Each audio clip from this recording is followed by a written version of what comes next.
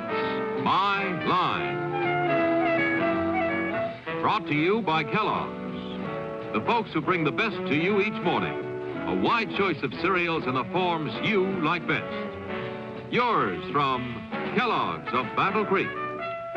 Now let's all play What's My Line?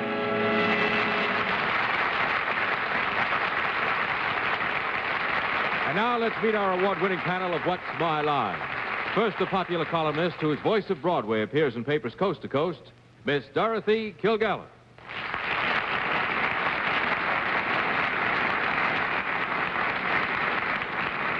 Thank you, ladies and gentlemen. And now I'd like to introduce one of the stars of the motion picture Pepe, and always a star when he appears here, Mr. Joey Bishop.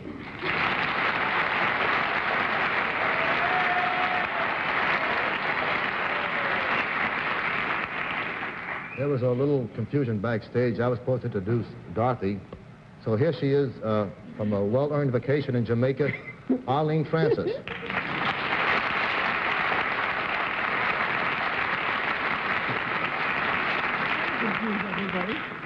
And now a gentleman who has been rehearsing. I haven't seen very much of him, but Philadelphia will a week from Monday in his new play, Big Fish, Little Fish, Martin Gabel.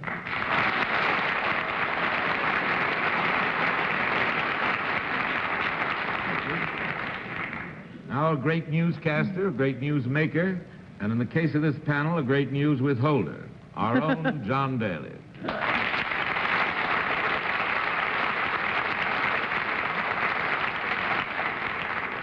Good evening, ladies and gentlemen. Joey Bishop, it's nice to see you back again in your place, recovered from the inaugural gala.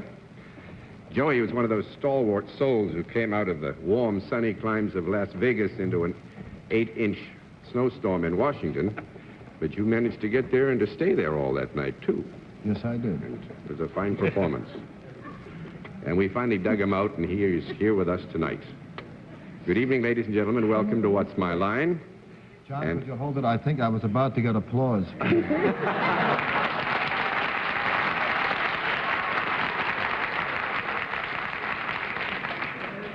Well, we're up to the usual tricks. We've got some interesting occupations, some nice people who brought them to the theater, and we'll try to give the panel a rough half hour if we can. We'll also have our famous mystery guest before the panel a little bit later in the show, and we'll meet our first challenger.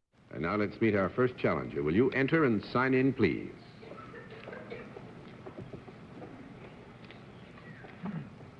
Lynn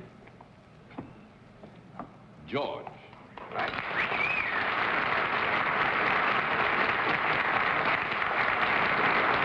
Miss George, where are you from? New York. New York? Right. Well, that's fine. Then we've got some neighbors here with whom I'm quite sure you're familiar, but may I present our panel, Miss George? Would you join me over here, please? You know how we keep score on What's My Line? Fine, then let's let the audience here in the theater and that looking in at home know exactly what your line is.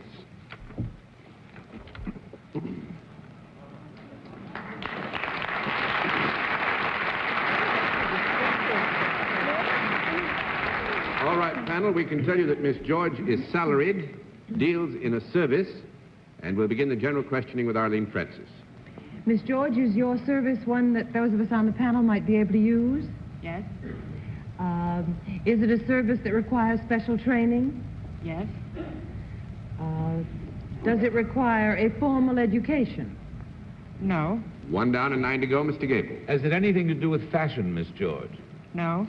2 down and 8 to go, Miss Kilgallen. Could both men and women enjoy your service? Could one sex enjoy it to a greater degree, or is it more usual for one sex to participate in this?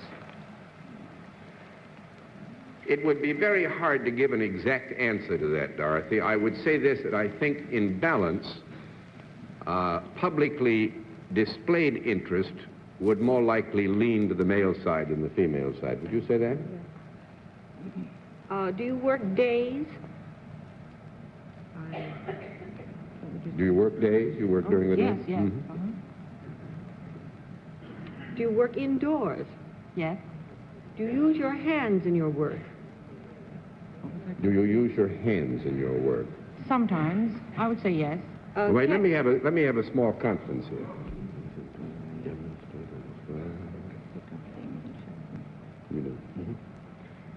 Righto.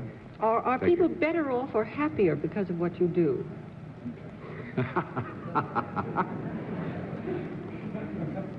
Well, I think we can say that in some instances they could be, as an end result, most happy, and certainly to the degree that they have acquired some new interest, new knowledge, new information, they're better off. Miss George, if you came in wearing what you wear to work, would it be a big clue for me? No. No.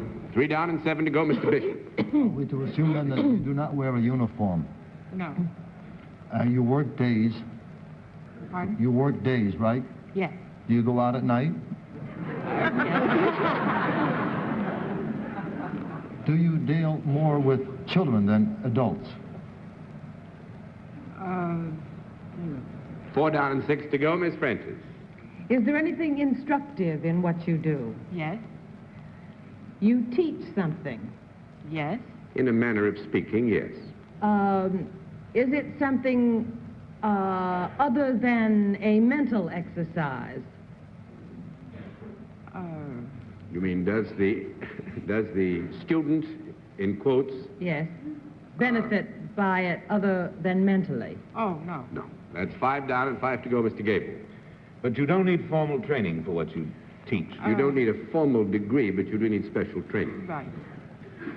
Is there anything therapeutic in your teaching? No. 6 down and 4 to go, Miss Kilgallen. Do any special kind of people come to you for your service? Are they in a special situation that requires their knowing what you teach? To what I do? Well, this is a rough one, you know. Actually, if they have an intention to enter into an area in which they have not previously entered and need to have some basic knowledge of that area, they would, in that degree, come for special information. That's exactly what I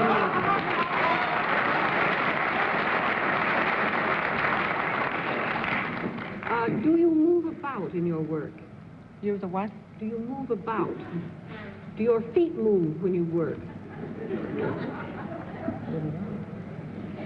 Well, I think here we would have to agree that there perhaps is some movement about, Dorothy. It is not necessarily germane. Some slight movement is possible. Do you have anything to do with the teaching of etiquette? Etiquette? No. 7 down and 3 to go, Mr. Bishop. Is there anything theatrical about what you teach? Theatrical? No. No. That's 8 down and 2 to go, Miss Franklin. See, I don't hem and haw, John. I get right there and right off.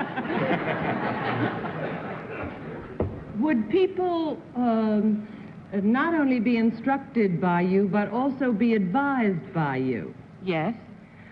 Would people that have a problem relating to matrimony or something resulting from matrimony be interested in your services? No.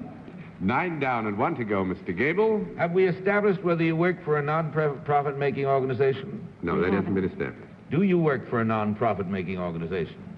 For a no. No, that's 10 down and no more to go. But it was a very tough one, because Miss George lectures on the stock market in Grand Central Station for Merrill, Lynch, Pierce, Fenner, and Smith. Incorporated.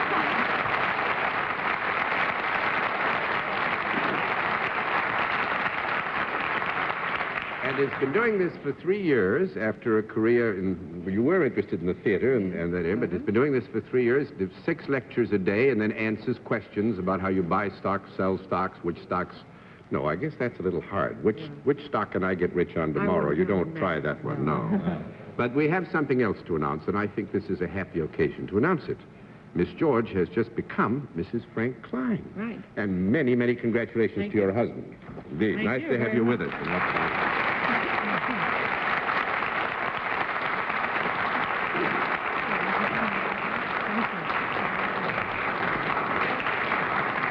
All right, let's see what we can do with the second contestant. Will you enter and sign in, please? Just write your name on that blackboard, if you would, there.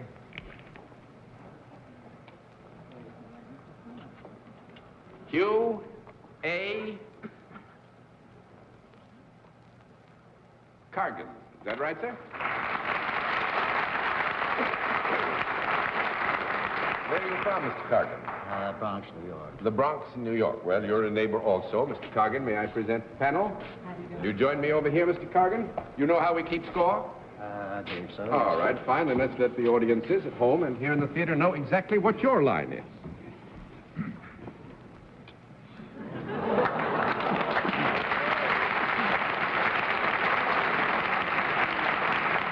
All right, panel. Mr. Cargan is salaried, deals in a product.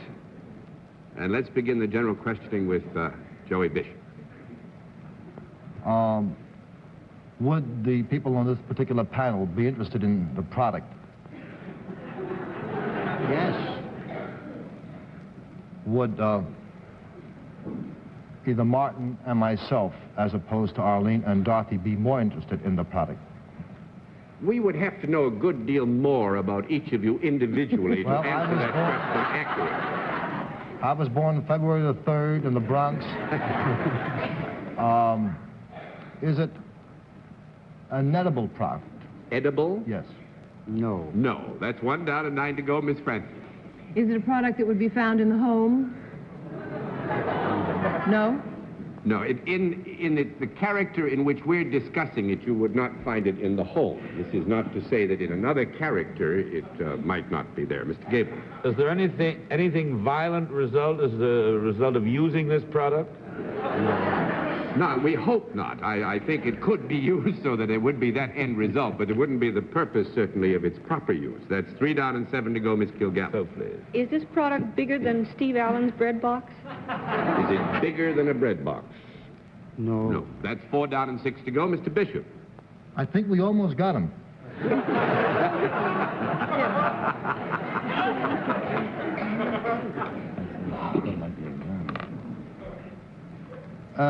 Watch me ad-lib my way out of this one.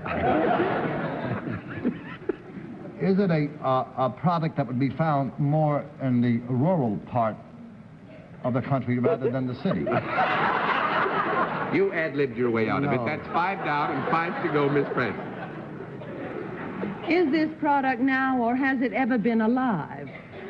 No. 6 down and 4 to go, Mr. Gabel. Do you sell this product, Mr. Cargan? No. 7 down and 3 to go, Miss Kilgallen. Big night. Well, you do have something to do with it, though, don't you? Yes. You were so emphatic about that. No. Is it hard rather than soft? I didn't hear. Is it hard rather than soft? Yes. That ain't bad. 1 yes out of 7?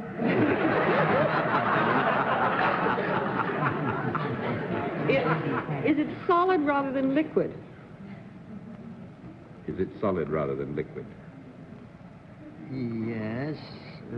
Let's say that when Mr. Cargan's interest in it is at its very best, we would describe it as solid rather than liquid, wouldn't we? Yes. Is the temperature of this product unimportant? When it's in the condition that gives Mr. Cargan the most pleasure, he has no real interest in its temperature, do you? No.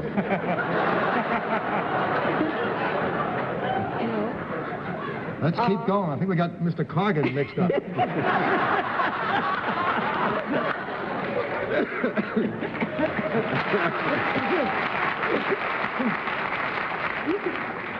Mr. Cargan, if a person buys this product, does a person usually just buy one of it rather than buy it by the dozen?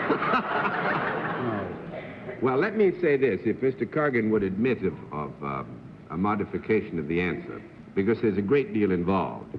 Since you posed it in terms of the individual buying this product, it is likely that if an individual were to buy it, without any direct reference to your particular location, they would tend to buy it in lots of one rather than, say, a gross, wouldn't you say? Yeah. We got him mixed up. Mr. Cargan, if you took one of these things out and held it up, would I know what it was? Yes. Could I hold it in my hand, in one hand? I think so. Yes, I think so. If I bought one of these things, would I then do something with it rather than just putting it in a drawer and leaving it there? Well, if you were to buy one of these things, it's likely you'd do something with it. But putting it somewhere and just leaving it there would be the most likely thing, wouldn't it? I think so. Yes, so we have to give you a no on that. Well, That's 8 down and 2 to go, Mr. Bishop. you had us stymied for a while, Mr. Corrigan. But through a process of elimination, I've come to the conclusion that you make snowballs.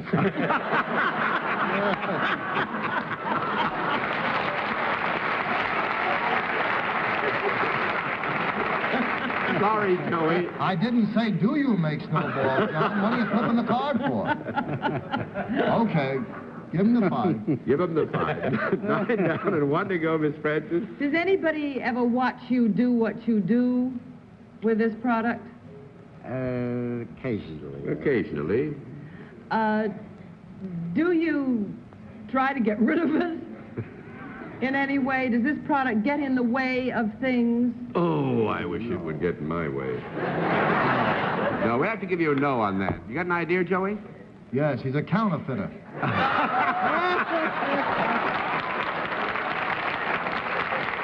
I must say...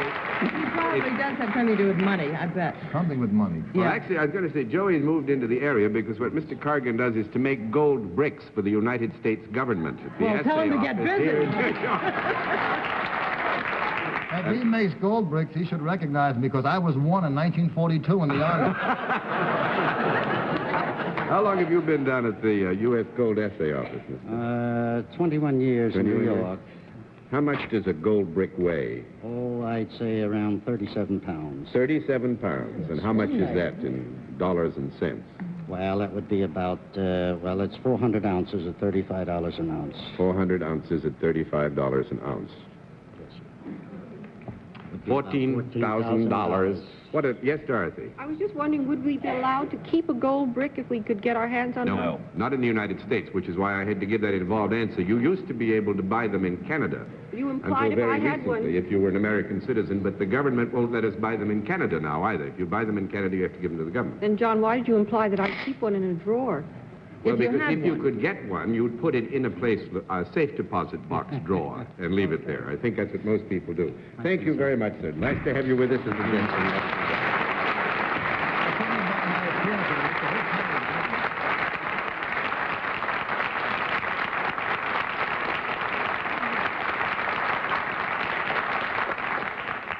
We'll meet tonight's mystery guest in just a moment, but first, here is a word from our sponsor. Now we come to the special feature of our program, the appearance of our mystery guest, for which the panelists, as you all know, are blindfolded. Are the blindfolds all in place, panel?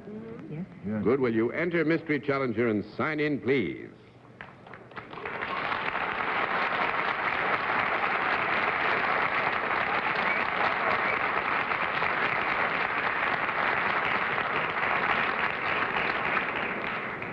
All right, panel. And you know, in the case of our Mystery Challenger, we go to a different form of questioning. You ask one question at a time, in turn, moving clockwise. And let's begin it with Dorothy Kilgallen. Are you in show business? Yes. Mr. Bishop? Are you currently appearing in New York? Appearing in no. 1 down and 9 to go, Miss Francis. Has your name been in the newspapers in the last week in association with a performance? Yes. Mr. Gabel. Was it in a movie? No. 2 down and 8 to go, Miss Kilgallen. Was it in a play? No. 3 down and 7 to go, Mr. Bishop. Was it on television? Yes. Miss Francis. Is it in a spectacular that is to appear? Yes. Mr. Gabel. Is it to be on this network? No. 4 down and 6 to go, Miss Kilgallen. Well, are you also known as a Hollywood personality? I guess so. Mr. Bishop. You don't sound like you're too crazy to be here tonight.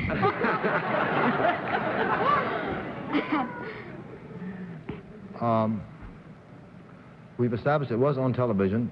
Are you as well known in motion pictures? No. That makes it 5 down and 5 to go, Miss Francis. Do you do something other than act? Yes. Are you a singer? No. 6 down and 4 to go, Miss Kilgallen. Are you a dancer? Yes. Mr. Bishop. Well, what am I supposed to say? Are you working in Roseland? What am I supposed to say? A dancer. Wait, well, can we have a conference? You may have 30 seconds for a conference. If it's a spectacular that's going to appear this week, they're going to do the Fred Astaire show again. Barrie, Chase. Barrie Chase? Try it. I'll try it, but if I sound stupid, you raise your hand. Are you Barrie Chase? Yes. Oh, you raised your hand.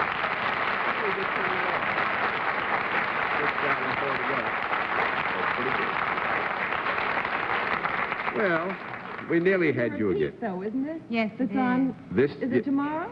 No. Tuesday, tomorrow. isn't it? Monday. No, tomorrow Monday night. Yeah, Monday, Monday and night. it's on NBC. And actually, it is a repeat of. It's the third.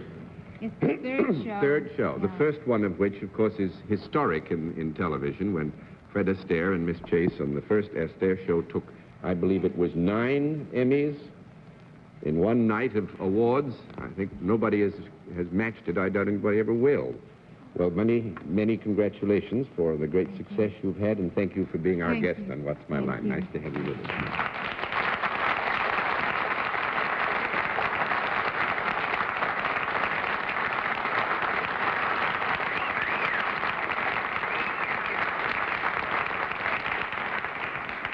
Well, I must say the panel has done rather well in the last few minutes, if not earlier on. And we'll have another contestant after this word from our...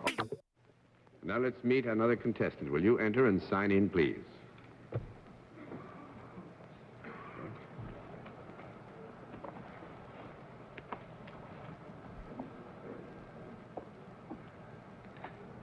Jose Simoes, is that right? Yes, sir. All right.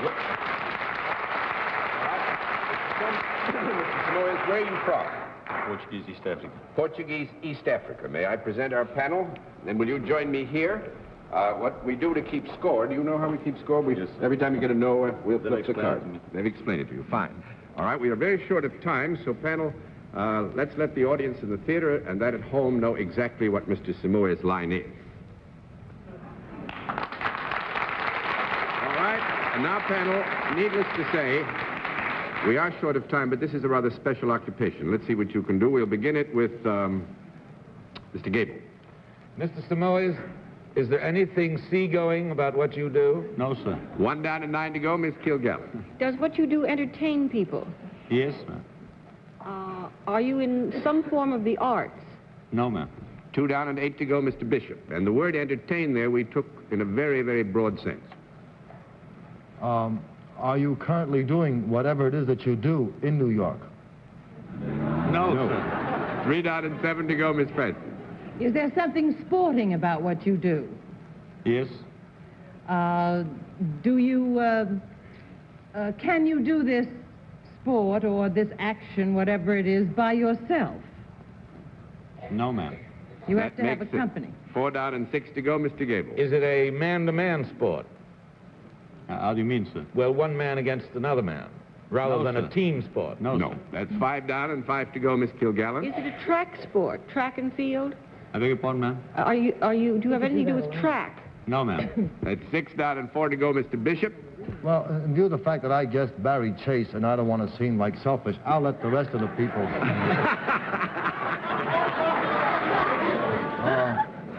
I'd like to call you Jose because I can't pronounce your last name.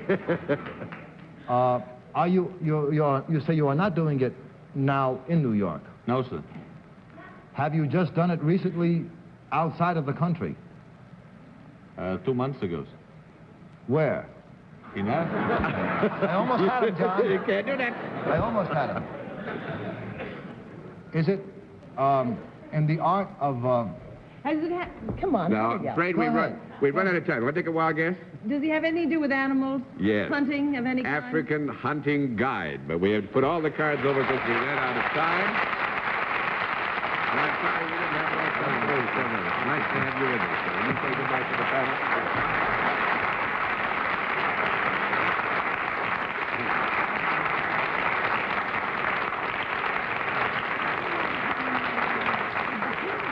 And a very well-known and very finely, well, let's say, a man with very great reputation in his field out in Mozambique as an African hunting guide. I don't want to dispute your word, but this great African guide can't find his way out of here. Well, I'm afraid also, Joey, we've run out of time, so I'll say good night for everybody on the panel, and thanks for being with us on What's My Line?